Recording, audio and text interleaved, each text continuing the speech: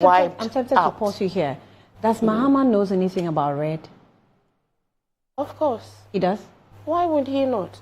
He is so worried about the situation. That is why he instructed the National Youth Authority. Last week, as you've seen, they have launched a program and a campaign to tackle frontally the abuse of drugs.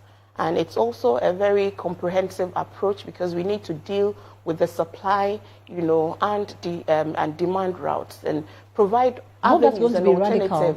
It has to be. Look, yesterday I saw a video on social media. Don't distract me too I'm sorry, much I won't from distract you. my, I won't. It's so important for me. I don't know why I get so passionate when drugs abuse have been are mentioned.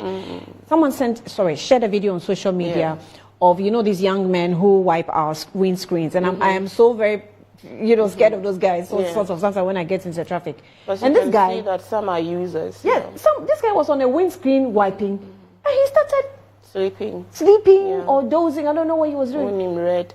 I mean, if you're a human and you have experienced substance abuse closely, either through yourself as a user or somebody within your family who has been a user and has been affected, if you come close contact with the effects of addiction, in the family, and the pain families go through when they're dealing with these situations, you will not, because of political expediency, seek to make politics out of the use of drugs and whether or not your country is either a destination or a transit point. And it also exposes the intent of the minority in trying to politicize a matter that is obviously a problem. What I'm happy about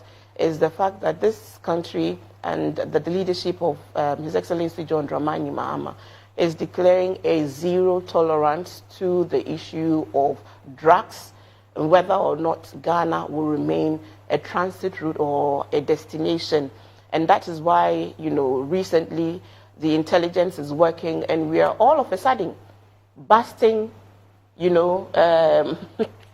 busting cocaine, that are coming through this country. So you would wonder what has been the modus operandi over the past 8 years. Was there any approach to deal with these things? Because look, the reports are that Ghana has become a hub for illicit financial flows, drugs, and also for money laundering. These are reports that have been done preceding January, the coming in of this country and that of this government. Because I really wanted to find out. It is obvious. That is why the sudden number of buses were recording. So wonder if the government was not complicit in what is reported to be a burgeoning problem, that has bedecked this country. If the government and its agents over the past 8 years were not directly complicit in these affairs, they would have made more busts.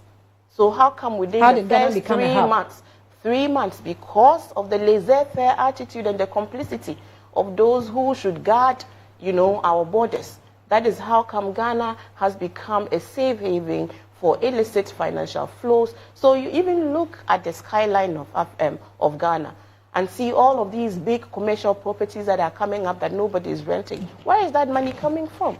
Apart from corruption and the stealing of public funds to enrich certain individuals, there is also a very active trade. And that is why His Excellency has empowered our national security, our NIB, and our NACOC to work very hard to unravel all of these gangs that are working in concert with each other. And that's why we are beginning to see some of these busts that are happening. You should wonder. So are we also going to turn attention to the real estate development? Because that's where some of these rumors, are hovering around. I'm saying that there is a very comprehensive policy that's going to be, it's a zero tolerance. Okay. So we're looking at the demand side and we're looking at the supply side. It is not only in the inner cities, Annie, that is experiencing these devastating effects of substance abuse and use. Even in the homes of those elites, they are dealing with those things, because if you do sow wind, you will reap whirlwind. So the greed is driving those that lead this trade, which is criminal, which has no conscience, because why must you profit from the destruction of families and individuals and even the future of this nation? But this is where we are, where the outgone NPP government, who under their watch Ghana had become such a hub. I was trying to pull out one of the studies that has the statistics of just how much illicit financial flows have found their way in Ghana over the past couple of years under the administration of the New Patriotic Party. So on the issue of drugs, please, we will work very hard, because anyone, as I said, who has experienced the effects of drug abuse in your family, for the rich people, they have resources to send their, addicts, family members for treatment and rehabs. But for the people in the ghettos, they have nothing. So it's a certain end. It is death or it's crime, because if they don't have the money to buy, they must engage in criminal activity to buy. So I'm coming back to what we have achieved over the past 3 months, again, as a government of leadership that is leading with heart, with conscience, and with openness to working with the nation. The president did promise that he was going to, within the next, his first 14 days, complete his list of cabinet ministers and form his government. We're able to achieve that, and the narrative is out there that in record time, His Excellency John Dramani Mahama did appoint his ministers.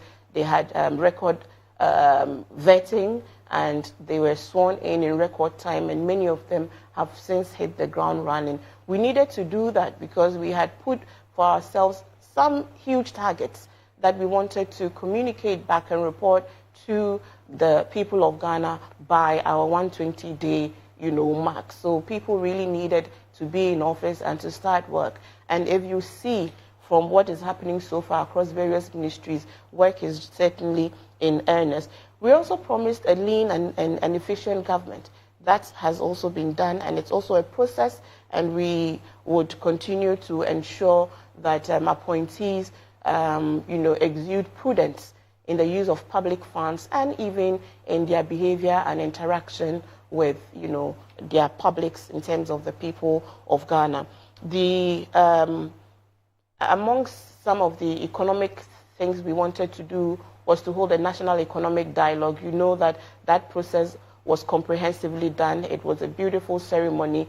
The outcome of that dialogue was inputted into the budget, which was read, the people's budget that everybody apart from the New Patriotic Party, obviously, hailed as really transformative if we were to even achieve 70% of the targets we had put in that budget. Because in that budget, every Ghanaian gets something. Whatever the sector you are in, there are allocations that have been made to very critical sectors, sanitary pads that young girls are going to be getting, the big push, program that's going to ensure massive infrastructural, works that would employ a lot of the youth that are on. We have since rolled up the launched the National Apprenticeship Program.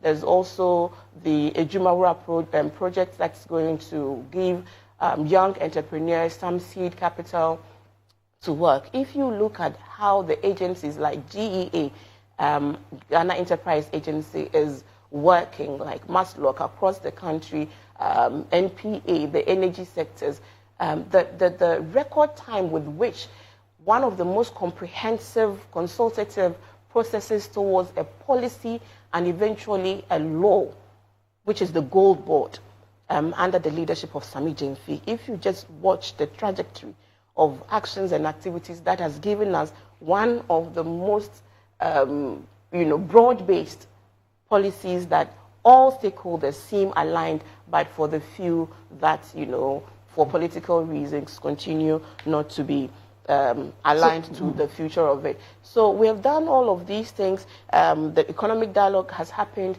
The National Education Forum has happened as we promised, and we know that the free academic fee for first-year students is now also being rolled out. And there's been a directive by the Education Minister, the Honorable Haruna Idrisu, to all universities to ensure they refund, monies to children, to students that have since, come into the university. There's also the plan to roll out the free academic education tertiary education for persons with disability.